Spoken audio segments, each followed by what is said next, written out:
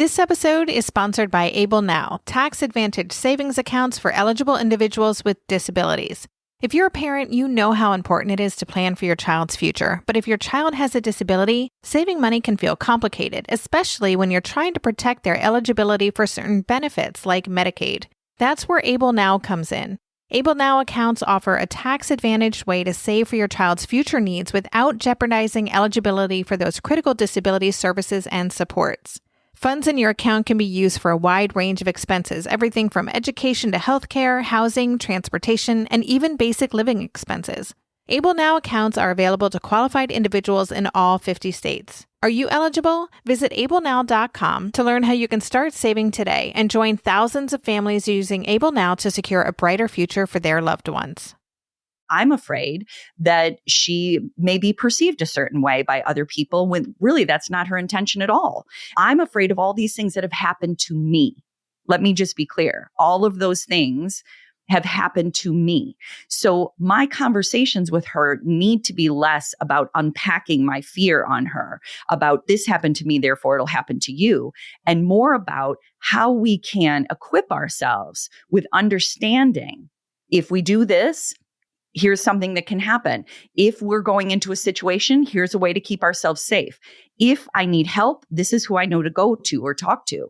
Is we can't protect them in every situation, but we can give them enough tools where they know where to go if they need the help. I'm Debbie Reber, and welcome to Tilt Parenting, a podcast featuring interviews and conversations aimed at inspiring, informing, and supporting parents raising differently wired kids. Today, we're diving into a complex and nuanced topic, raising daughters in today's world.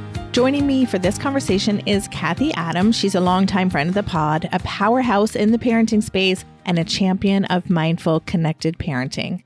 Cathy's also the co-host of the long-running Zen Parenting Radio podcast and the founder of the Zen Parenting Conference in Chicago. She's the award-winning author of Zen Parenting and Living What You Want Your Kids to Learn. And her latest book, which takes center stage in today's conversation, is Restoring Our Girls: How Real Conversations Shape Our Daughters' Lives, Help Them with Teen Challenges, and Remind Them That They Matter. With her background as a clinical social worker, certified parent coach, and former child and family therapist, as well as her experience as a mom of 3 daughters and university professor, Cathy brings a rich, multifaceted perspective to this important topic. So in this episode, Cathy and I explore the unique challenges girls face today, from societal pressures and cultural conditioning to navigating a fast-paced, often judgmental world. We discuss the importance of parents addressing their own emotional baggage, being mindful of their reactions, and recognizing how fear can hold us back from having those messy but meaningful conversations our daughters need.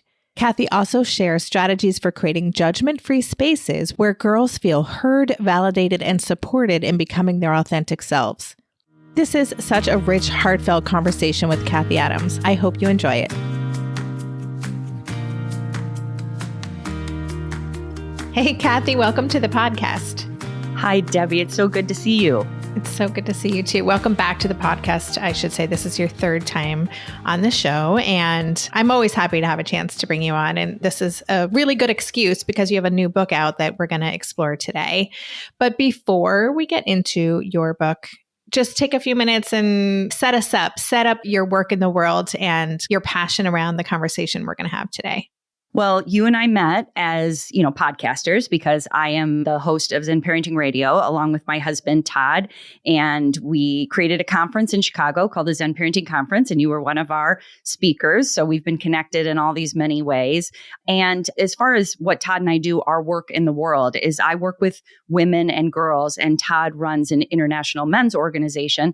So a lot of our conversations are around the dynamics when it comes to gender, when it comes to equality, when it comes to equity, when it comes to understanding each other and having a place that we can meet and have understanding and compassion for each other's experiences. And we've been doing the podcast for 14 years, and that's really been the undercurrent on top of our own personal self-awareness and how we relate relationally. And so I've wanted to write this book about girls. It's called Restoring Our Girls for many years because my whole clientele has been women, mostly around our age, Gen X. and for the last 20 years. And then for the last 15 years, it's been working with teen girls, 12 to 25. They're not always teens, but they're in that place of growth where things are starting to change. They're maturing. And talking to them about their needs. I'm also a professor at a university, so I have all these college students, majority girls because they're social workers, they're social work students, and so it just tends to be majority girls. And then I'm raising 3 daughters. So raising daughters and then having all of their friends here and then my clinical work, I'm basically hearing on an everyday basis of what these girls wish we understood about them, the things that they wish that we had a better understanding about how things affect them, how our words land with them. And also they wish we put a little more thought and creativity into how we have conversations with them. They can really feel the hierarchy and the power dynamic a lot, which really shuts those conversations down, and they can become very defensive, and then we disconnect, and then the communication is poor. And then parents feel really lost and disconnected from their girls. And not to mention, Debbie, that there's, a lot of things in the book about the cultural conditioning of girls, the societal implications, the expectations when you're raising a daughter or when you're growing up in this culture as a girl or a woman. It's very daunting and very paradoxical and very challenging to navigate. So that in itself, having conversations with our girls about that fine line that they're expected to walk without being judgmental of them and being understanding of their experience. This is tough, but this is what this book is aiming to focus on. Yeah. Okay. So many thoughts come to mind. First of all, I just want to sidebar that listeners, we are going to have a conversation with Dr. John Duffy about his book, Rescuing Our Sons, which I think will be nice too, because I think, and we're not going to get political here, but there's a lot of conversation right now about girls and boys and their experiences in the media, their experiences progressing in their lives, the potential for university and jobs and all that kind of stuff. And before I was in this parenting space, I was writing self-help books for girls because I was a recovering teenager who was trying to unlearn all of this messaging that I had grown up with that, I'm still unpacking, quite frankly. So I guess before we get into some of the concepts in the book, can we just talk for a moment about why it's still important that we are talking about the girl experience in this moment in time? Absolutely. And like you said, Dr. Duffy is a good friend of both of ours, and he and I have the same publisher, and he and I are doing a lot of events together, Restoring Our Girls, Rescuing Our Sons, so we can discuss this issue so we don't have to make this black and white where we're going to focus, because we need to focus on both simultaneously. We make gender this thing where we have to make this decision when really we're talking about how to raise our children. Like, what are the issues that each are confronting, and how does it look, and how does our culture deal with it? And I think you just brought up a few data points about when we talk about girls, there's a lot of data pointing to, more are graduating from high school, more are getting into college, more are demonstrating being first in the class. The big but there is it doesn't translate into anything different when they get into the work world. So while we're seeing this data, and that's optimistic and inspirational, I don't want to take anything away from it, but we then somehow believe that that means that then women are getting ahead in all these areas and we're finding equity. And that's not necessarily the case everywhere at all. There's still a perception about women when it comes to work. There's still a perception about expectations around traditional roles. And I would say that more than ever, or let's say more than ever in a long time, we are dealing with a lot of commentary that women should go back to what they used to do well, which is stay home and raise children, which again is not a problem as long as there's choice. As long as this is being decided by each individual and each family and not being told and expected. We're always struggling with what feminism looks like, or even the word feminism. I just read something the other day that Angela Merkel just wrote a book and said something about she was trying to decide whether or not to call herself a feminist. Think about that, that there's this word that has so much power and we know what people think about it or the implications of using it. So we're even leery to do that. So, what I believe being a feminist is the belief in equality, the belief in that women should have the same rights as all genders, and that's it. Like, there's not much to argue with there, in my opinion. But your question is, why do we need to be talking about girls when we're also talking about how we're raising our sons? I don't think there'll ever be a time that we don't need to talk about societal and cultural norms when it comes to girls and conditioning. I think we're always going to need to be having this conversation because there's a long way to go in some people's minds. Generationally, this generation that our kids are in, I think some things could change maybe a little more quickly. But right now, in this point in time, there's a lot to discuss. Yeah, absolutely. And, I've been reading a lot of articles about trad wife culture, and all of those things I find it really interesting and curious because it's so far removed from anything I would have thought about when I was a young woman. And as you said, it's also really about having choice and having autonomy over who we want to be and the choices that we make. So thank you for that. I just wanted to pull out, there's a quote that jumped out at me about why this conversation now. You said, growing up as a girl means facing inherent contradictions where moments of joy and risk often collide. Could you just tease that out a little bit more? Absolutely. I think that quote is around a story that I tell about my oldest daughter, the first time that she and her friend decided to dress up, put on makeup, walk downtown, and go out to eat by themselves. They both had earned some money. They wanted to do something alone. It was like 5:00 in the afternoon. It wasn't super late, but they're like, we want to do this. And I remember the feeling I had, it's all ingrained in my brain because, of course, they had complete permission to do so. But I thought, oh boy, they're like walking in to a new understanding of themselves and the world in this experience, possibly. You never know. I think I said something about that. It felt like watching the movie Forrest Gump when Forrest puts his son on the bus and his son turns around and Forrest just wants to tell him, like, take care of yourself, be careful, don't let people hurt you. But then just all he says is, I love you, and just lets his son go have his life. And that's kind of the moment that I had then where I'm like, just go. I love you. Call me if you need anything. And really quick summary of their time is they were walking downtown and they were honked at a time or two. It took a minute to kind of understand why. It was attention seeking. One of them was an older man. And then when they got to the restaurant, we have a college in our town, and there were some college kids sitting at a table and they had been drinking. And so they were trying to get my daughter and her friend's attention. And then a waitress actually came over and got in the middle and said, I'm here, girls. Don't worry. I got you. Ignore these guys. Now, why do I say that joy and risk kind of overlap in these situations? Because it's very confusing for girls, because it can be enjoyable to have the attention of boys. It can be enjoyable to put on makeup and look older. It can be enjoyable to have somebody wanting to engage with you.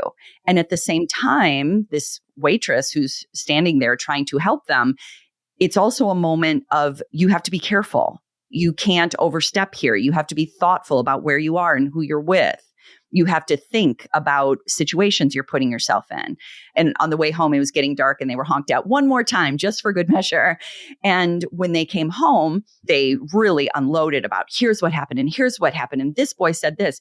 And they had this mixture of laughter and fear through the whole conversation. And if that's not a young girl's experience in a nutshell, of like, this is enjoyable, this is risky, this is scary, this is fun. And this is a conversation. I mean, that's what this whole book is about, is how to have these conversations with our daughters without imposing shame and guilt and a lot of fear, because you can only imagine these conversations with parents where there's just so much, you shouldn't have done that. It's your fault. Why did you put yourself in this situation? Why do you need to wear makeup?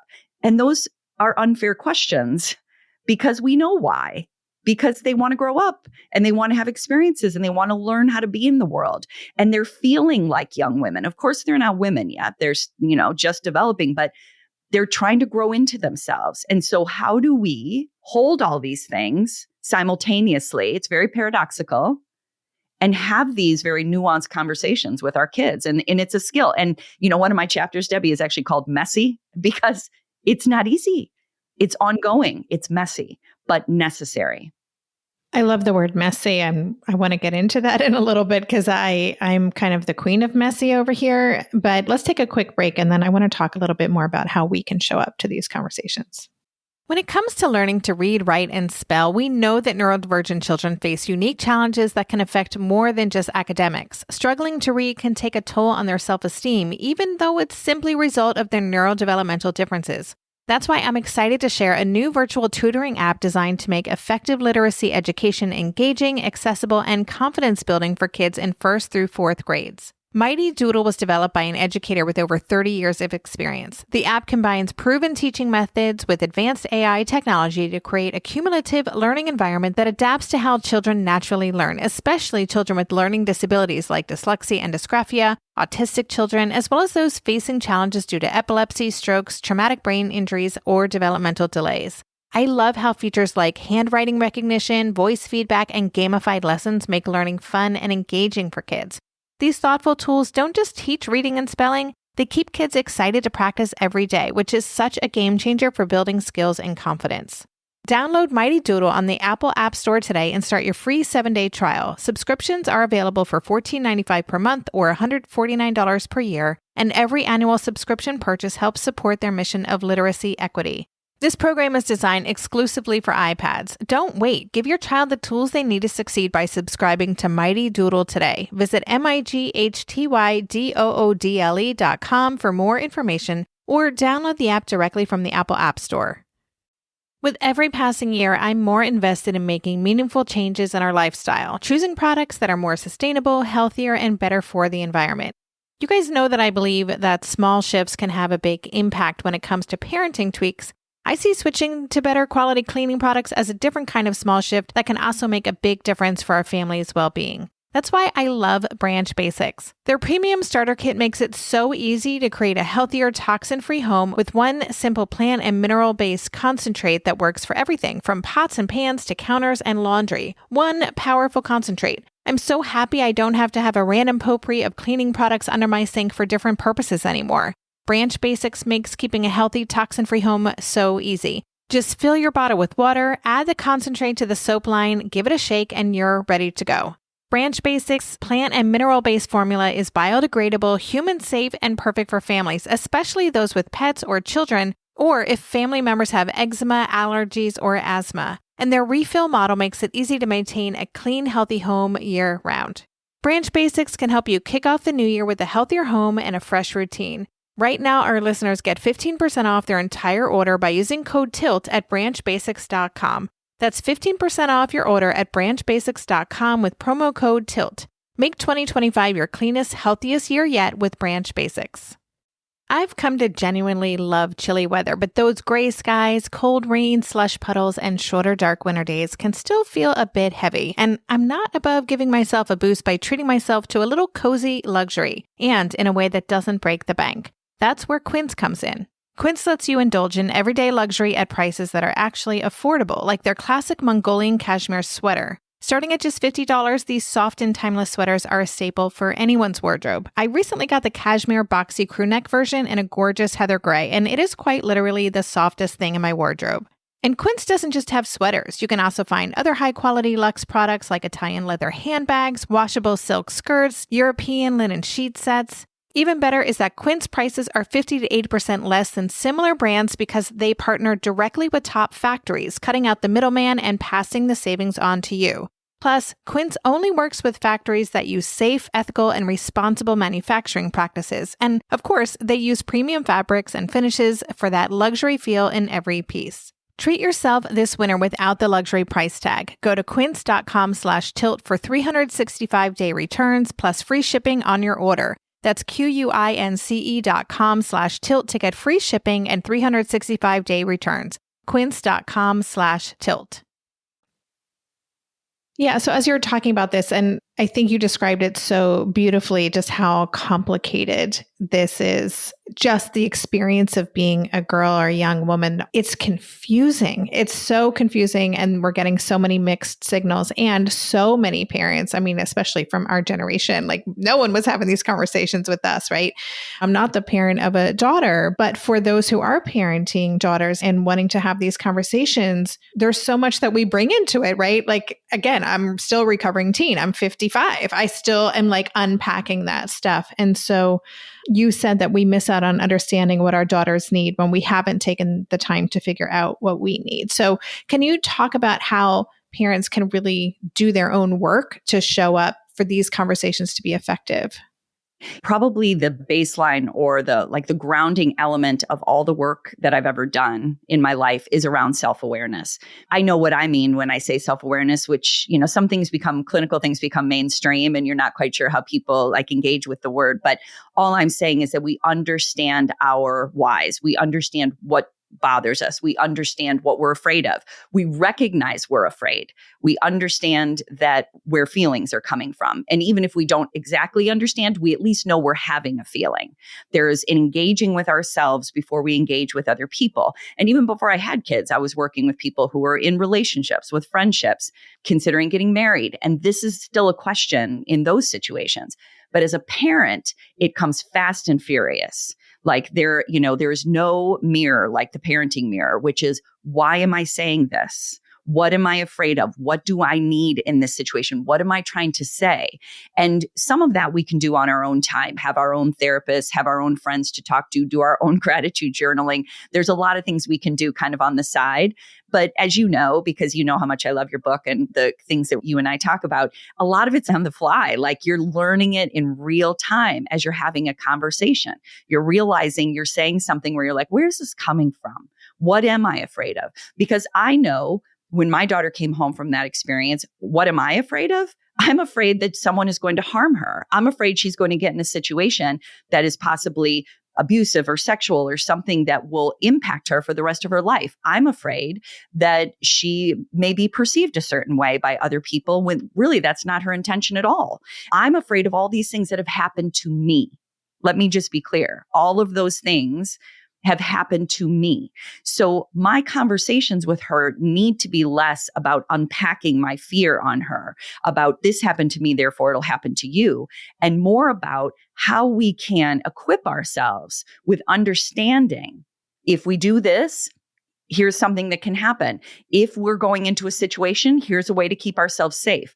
If I need help, this is who I know to go to or talk to. Is we can't protect them in every situation, but we can give them enough tools where they know where to go if they need the help. Because I think that's another part of our generation, and it's not even gender specific. I think there were so many things that were secret and unspoken and shame-filled that kids didn't ask for help. We just kind of moved through it. We didn't talk about sex in the home. We didn't talk about being harmed. We didn't talk about date rape.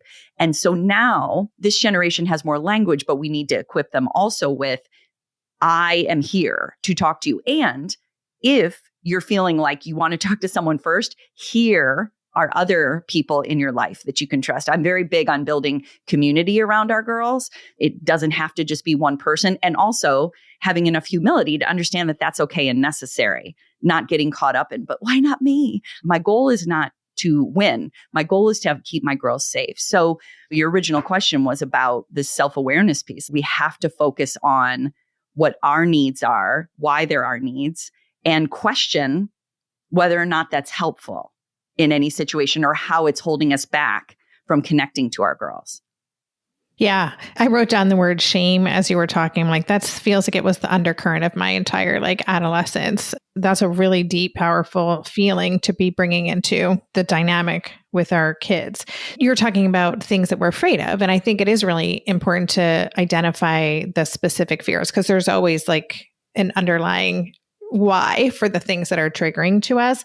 Are those fears the things that are even preventing us from wanting to engage in conversations at all? Exactly. The second chapter, or second or third chapter, is why we don't want to have real conversations with our kids.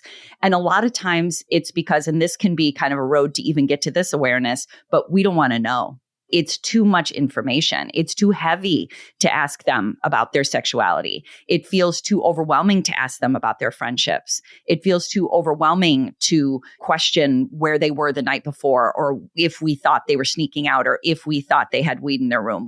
We almost don't want to know because we don't know what to do with it. We don't know how to talk about it. What parents will say to me is, if I know, I have to do something. I think they're missing the word do with feel something. They have to have a new understanding of their child. They have to have a new understanding for themselves, possibly, of how they're going to talk about things with their kid. They have to confront something. And a lot of times, my goal with this book, what is as a therapist, I am trying to help parents connect with something earlier rather than letting something go on so long that not only do they disconnect from their kid, but their kid can have a lot more challenges down the road.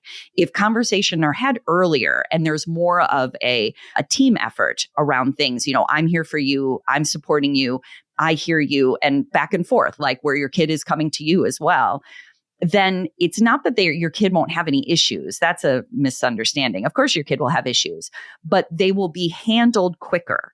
They will be attended to easier. There will be more options available versus letting things go and kind of putting up a wall or putting our hands over our eyes and pretending things aren't happening, because they are. And again, we keep saying this about our generation, but that was very Gen X. Well, I had to deal with it and I had to move on. I had to figure it out. But as a therapist, I am meeting with these women in my office and they have not moved on. It's still stuck in there. And so we believe that with time, it goes away. But as we all know, it becomes behavior. It becomes illness. It becomes challenges in our relationship. So we deal with it either at the beginning, the middle, we deal with it somewhere. So this book is all about, let's jump in and get to know our girls.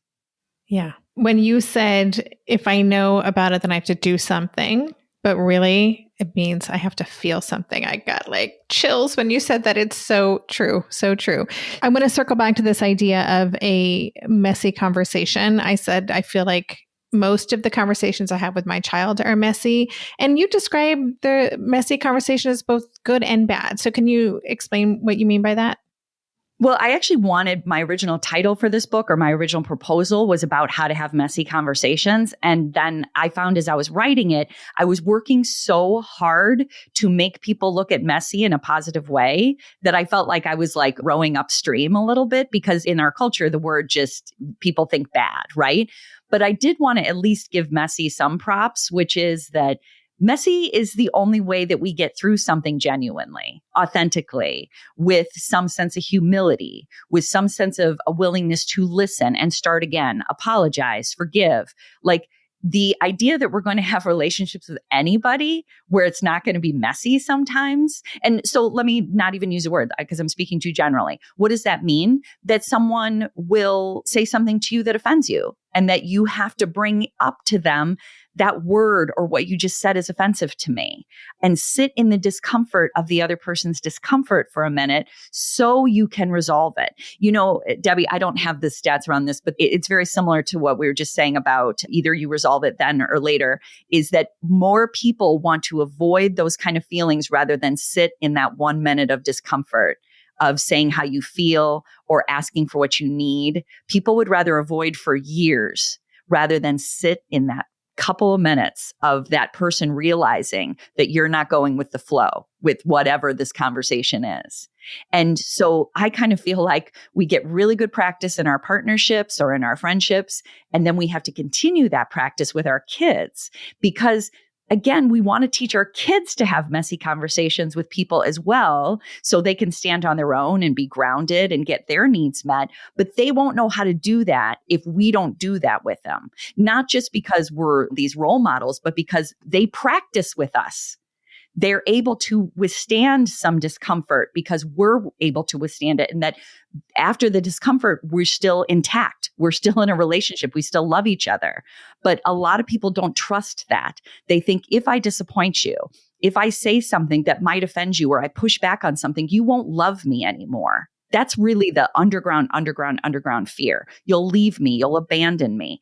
And if we practice with our kids where we show them, you can say something to me and we'll figure it out, and I can say something to you and we'll figure it out. I mean, can you think of a more important skill for life? Resilience. Yeah, resilience. I just actually interviewed Dr. Tova Klein yesterday about her book, Raising Resilience. And so, yes, it really is about connection and feeling safe no matter what, safe and seen. There are a couple of concepts that I wanted you to just define for us. And then I also want to get into the chapter that's called Real Things Girls Want You to Know, which is a lot of the book, and it was super interesting. So let's take a quick break and we'll do that. I stopped setting New Year's resolutions a long time ago, but one of the practices I have embraced instead is finding a word that has the vibe I want to embody and setting an intention for the year. Cultivating more calm in 2025 is something I'm definitely committed to doing. And how great is it that there are so many tools and resources designed to help me do just that? My favorite is the Calm app. Calm is the #1 app for sleep and meditation, giving you the power to calm your mind and change your life. One of the things I love most about Calm, besides the meditations, which is how I got turned on to Calm in the first place, is the grounding exercises. These have become my go-to when I'm feeling overwhelmed, which, let's be honest, happens more often than I'd like to admit these days. These short guided sessions use sensation, movement, and breath work to help me relax and reset, and they're so accessible. It's all right there, literally at my fingertips. Calm makes it easy to dedicate just a few minutes a day to feeling more grounded, more present, and living a healthier, happier life. Stress less, sleep more, and live better with Calm. For listeners of our show, Calm is offering an exclusive 40% off a Calm premium subscription at calm.com/tilt. Go to calm.com/tilt for 40% off unlimited access to Calm's entire library. That's calm.com/tilt. So here we are in that season of the year. Shorter days, colder weather, and of course, all the illnesses and effects of dry winter air. But I've learned that keeping indoor humidity at 40 to 60% can help relieve symptoms like stuffy noses, dry skin, and chapped lips. So this year, I'm tackling the dry air, congestion, and the rest of it with Vicks humidifiers plus VapoSteam and VapoPads throughout the winter months. The only humidifier brand that combines a cough suppressant, menthol vapors, and hydrating mists. I gotta say, Vicks VapoPads totally take me back to my childhood in a good way. There's something so comforting and calming about the scent of Vicks menthol. And it's not just about soothing dry skin and nasal congestion. If you've got a cough, Vicks VapoSteam with camphor delivers therapeutic mist throughout the night for lasting relief. I haven't used a humidifier since I was a little girl. Back then, I remember having this massive machine in the corner of our dining room, so I wasn't sure what to expect. But the Vicks Cool Relief Humidifier is super easy to use and it doesn't require much attention at all.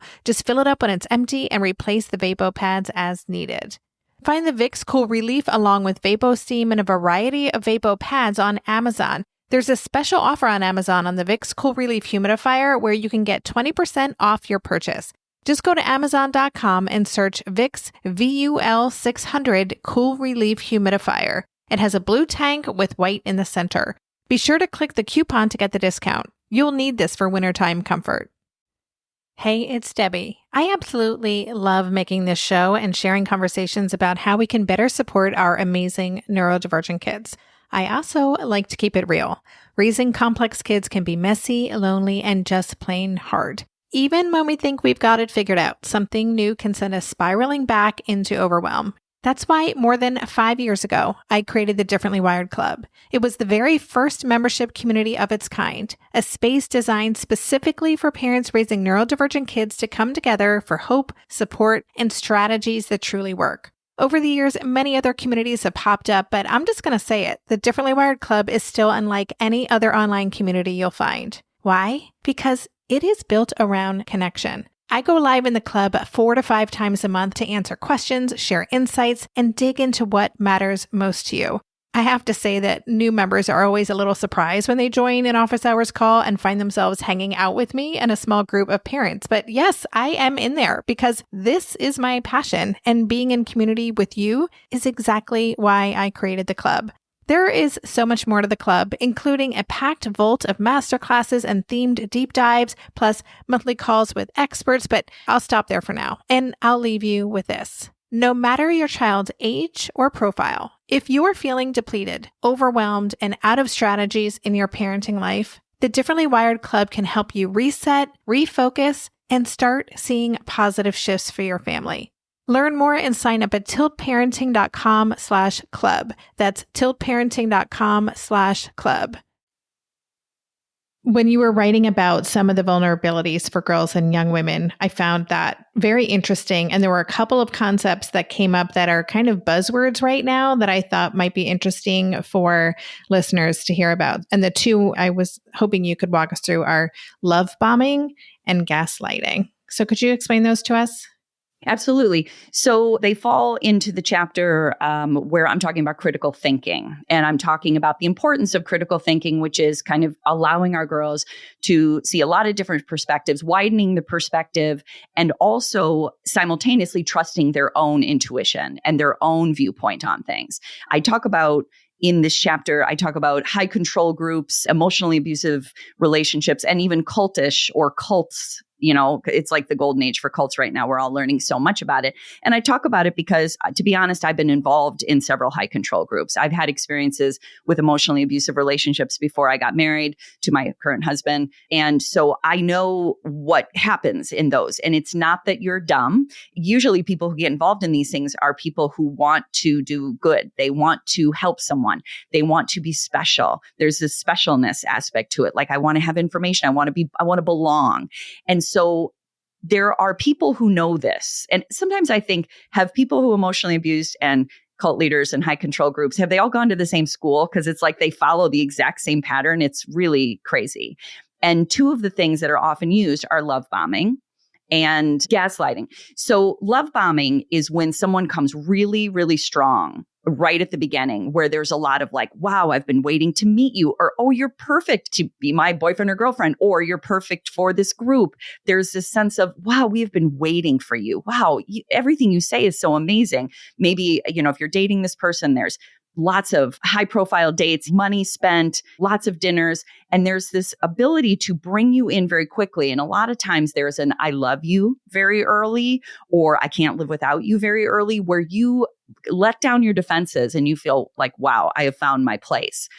Unfortunately, that turns, once there is that felt emotional response from you, it can turn very quickly to manipulation, where then you're so emotionally invested that if anything goes wrong, you believe it's your fault because they've been telling you you're awesome and amazing. So if something's not going right, you must have done something. So that can very quickly happen. And then gaslighting, this has become way too mainstream because it actually has a true definition. It's not just someone disagreeing with you. That's not what gaslighting is. Gaslighting is when someone is trying to tell you that something you're seeing or experiencing is not what you're seeing or experiencing. They're trying to manipulate your thinking. There's a whole explanation, but it comes from a movie called Gaslight, where this person starts like literally turning down the gaslight and making it like less bright, but then telling this person, no, I'm not doing that. You're not seeing this correctly, when it's actually, there's a whole manipulation tactic behind it. So it's someone trying to control your thinking, which is very common in abusive relationships and in cultish kind of high control groups. So these experiences, again, they may sound outlandish, like how many people are really having these experiences? A lot. And as somebody who has been with college girls, I've been teaching at the university for 14 years and raising daughters and talking to their friends, I would say 75 to 80% of them have told me about an unhealthy or an emotionally abusive relationship they've been in. Now, most of them come out of it and say, okay, this is what I've learned. But my conversation in this book is, how can we help them not get into that? How can we help them see the red flags? Now, I have to be very careful because I also don't blame them. Because sometimes when we talk about look for the red flags, all of a sudden we put all the onus on the girls. Like, you should have seen it. There is also a lot of compassion for why this happens. And that's kind of how I come from it, because it didn't just happen to me once. I got involved in many different things where I had to pull out and say, wow, I'm a highly educated person. I have lots of friends, good family, and I still was pulled down a path that was not great. So we also have to have an understanding when these things do happen to not shame our kids, to not be overly judgmental, and just to help them move through it and get out of it. And this is, I think, the more information kids get up front, the easier it is to help them get their critical thinking working again, to help them come out. But if we're in a family where everything is about don't use your own intuition, do what I say, do what authority says, and we don't help them understand and trust themselves, this can be a little more difficult.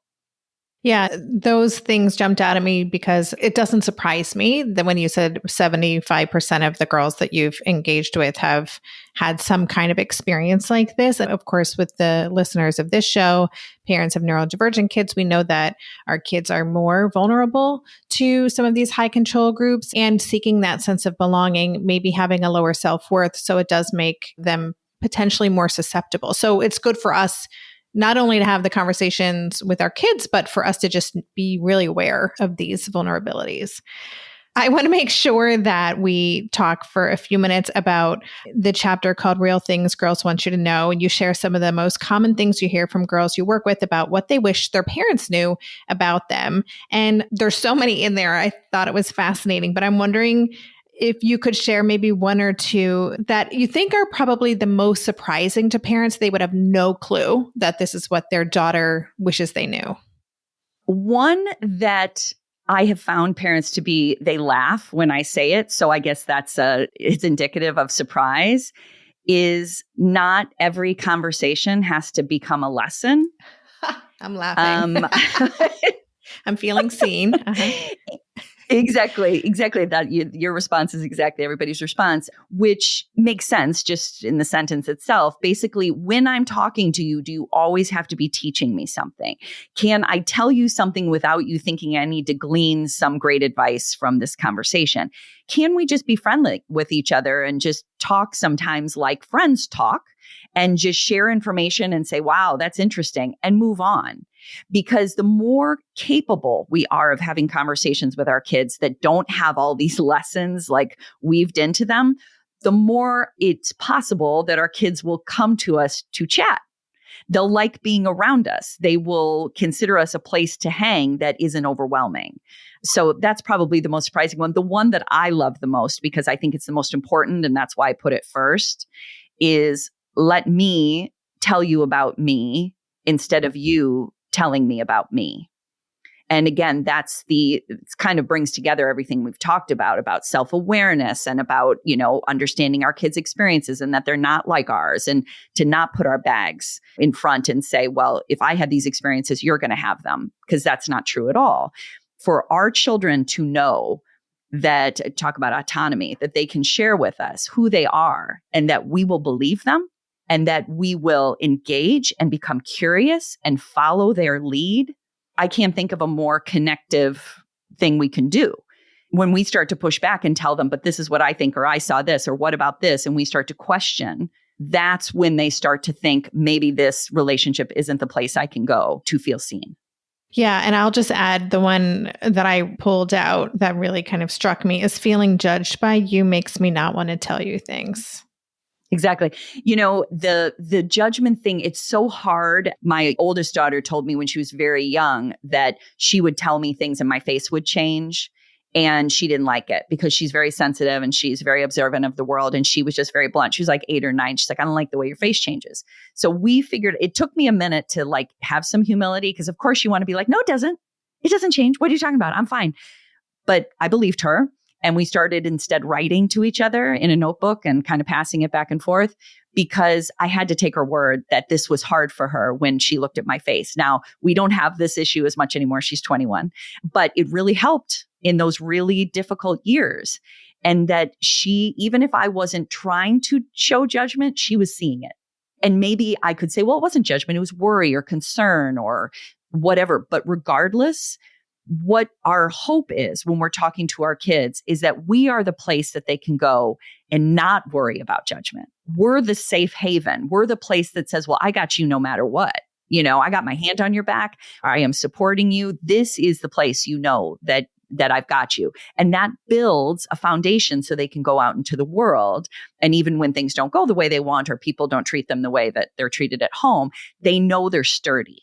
But if we're the judgmental ones, can you imagine how uprooting that feels? And again, we all have our moments. Remember, messy. Sometimes we do judge, but what do we go back and do? Do we clarify? Do we deal with our own stuff and tell them that we're sorry? Do we have a recognition or get some education and then figure out, you know what? I was wrong. I didn't have all the information. Now I do. Yeah, that's great. Last question. You've mentioned your daughters a couple of times, and they play a role in this book as well. Would you just tell listeners how they show up in the book? And I'm curious to know about that choice. Yeah. So my daughters are 21 and 19 and 17. And so this work I've been doing their whole lives has just really been about Todd and I. Sometimes I talk about them, but not about their challenges. That's been their lives.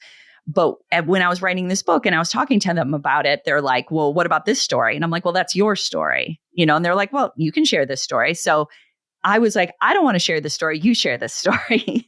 So my daughters, in the back of the book at the end, they wrote their own story about an experience that they really wanted to share, that they still struggle with, or that they're working through, or that they feel like they have information about. And I then wrote a little prologue to each of it, saying the things that I missed, or the ways that we did help, or the ways that I could have helped better, or the things I'm doing now. And just to kind of demonstrate the messiness of when our kids are having challenges. And I think what my girls wrote, what I loved is I had them speak it and then we put it to words. So when you read it, it sounds like them rather than them trying to write an essay. This is the way my girls talk, right? And their challenges were big. They were significant, and we worked through it. And we still work through. We talk about these things all the time. There is nothing in our family that is a secret. That's where shame comes from. And this was their desire to share. And that's why I wanted them to have the ownership of it and write it themselves. So great. I love hearing more about what was behind it. And they are very vulnerable and generous in their sharing. So I just so appreciated that. So, okay, we are going to wrap this up. I'm going to just name your book again for listeners. It's called Restoring Our Girls: How Real Conversations Shape Our Daughters' Lives, Help Them with Teen Challenges, and Remind Them That They Matter. And I'm going to have a ton of links in the show notes pages, including all the conversations we've had together in the past. You know that I love your podcast. It's one of the only other parenting podcasts that I listen to, and also your pop culture podcast. But any key takeaway or something you want to just plant in our listeners' minds before we say goodbye? Yeah, I would say, again, what my goal is with this book, so I've been saying, this is my goal. But the goal is relationship, right? We just want to have a relationship with our kids, and not a relationship where they're afraid of us, or not a relationship just while they're in the home. My daughters are in college. They're going to be going on with their lives. I want a lifelong relationship. And so that starts earlier. And even if your kid's 25 and you're picking up this book, then start now, because there is a way to build relationship where we can enjoy being with our kids, and they can enjoy being with us, and that it's not that old school belief that we don't want to be around our parents. What if we were actually supportive of each other? I think it's possible. So good. Cathy, thank you so much. As always, pleasure to chat with you, and congratulations on the book. I'm just so happy for everything you shared today. Thank you, Debbie.